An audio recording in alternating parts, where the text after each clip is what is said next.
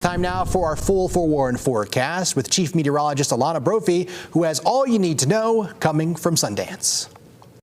Okay, you know Sundance is all about exclusivity. And behind the stanchion, we're closed for a private event, and guess what that is? Your forecast tonight. Happy Friday Eve, friends. Cold temperatures settled in quickly. We saw another day of our stagnant pattern, but that is about to change, and we're quite excited about that, not just on Main Street in Park City, but all along the Wasatch Front, getting that inversion haze out of here and breathing a little easier. Let's go ahead and begin with some of these time lapses and pictures that you've seen from the valley today. This is a great one coming from USU, and gosh, you can see those clouds on the move. We have a little more cloud cover out there. They come streaming in our time-lapse video. Those clouds just indicate moisture, and that moisture we haven't seen in a long time. We've been underneath a dry, stable air mass, but we've changed it up a little bit. So nice to see that on the time-lapse video coming from Cache Valley. Looking at those high temperatures today, we were above average. Typically this time of year, we're in the upper 30s, low 40s along the Wasatch Front, but we've consistently been above that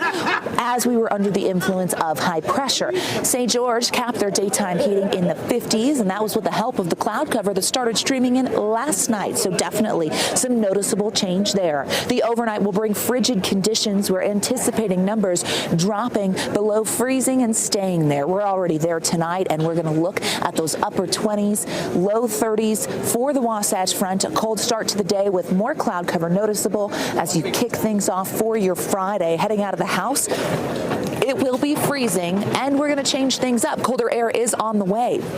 Cloud cover actually shows in the entire west dealing with that increase of moisture. Satellite radar kind of illustrating that for us, indicating that yes, we've had some change, and that change is going to bring a solid cold front through the Beehive State. So that cloud cover kind of shows that. Time-lapse video in the south. Clouds on the move in Ivins, where temperatures were in the 50s. Central and southern Utah will be the benefactors of the wet weather. Northern Utah likely not going to see it, but we do have that moisture that's going to hold on for central and southern Utah, and any precipitation in the Beehive State is good precipitation, especially in January. Upper level future cache shows you that area of low pressure that digs south. It sends a cold front through the Beehive State.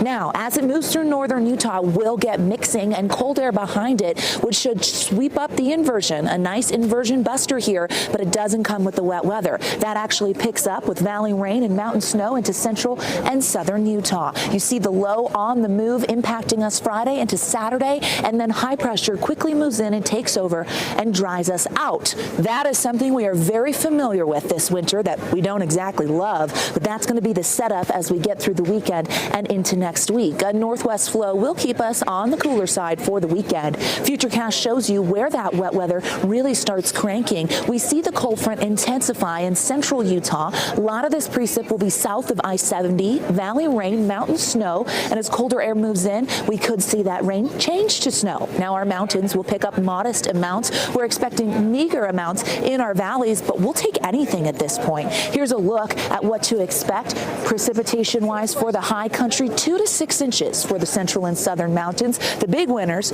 will be the La Salles and Abajos. They're looking at 6 to 12 inches, and a winter weather advisory has been issued for that area as a result. It goes into effect Friday and holds on into Saturday. Now we know the Four Corners needs the moisture. We've watched our snowpack percents, so hopefully this will benefit the southeastern mountains, which we would be pretty happy about. We could see a few flurries in northern Utah, but again, central and southern Utah mountains do a lot better than us. Temperatures in the 40s for tomorrow. We'll get colder air moving in and dropping those numbers as we head into the weekend. Let's go ahead and take a look at the next 7 days.